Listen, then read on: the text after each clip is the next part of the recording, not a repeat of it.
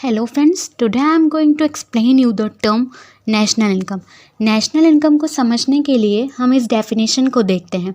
यहाँ पे कहा गया है the national income is the total amount of income accruing to a country from economic activities in a year's time. इसको आसान भाषा में समझते हैं कि एक साल के अंदर एक देश के अंदर जितनी भी इकोनॉमिक एक्टिविटीज़ के मदद से जो इनकम जनरेट हुई है उसका जो टोटल सम होता है उसी को नेशनल इनकम कहा जाता है। इसमें क्या चीज़ें इंक्लूड की जाती हैं? It includes payments made to all resources either in the form of wages, interest, rates, rents and profits.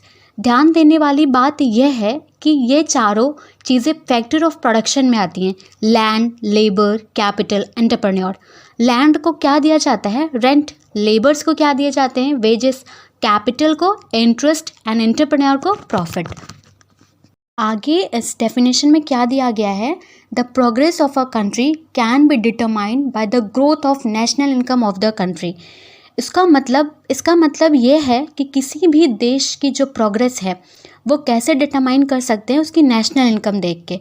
अगर पिछले साल से नेशनल इनकम में ग्रोथ हुई है इसका मतलब देश में तरक्की हुई है। तो ये कॉन्सेप्ट है नेशनल इनकम।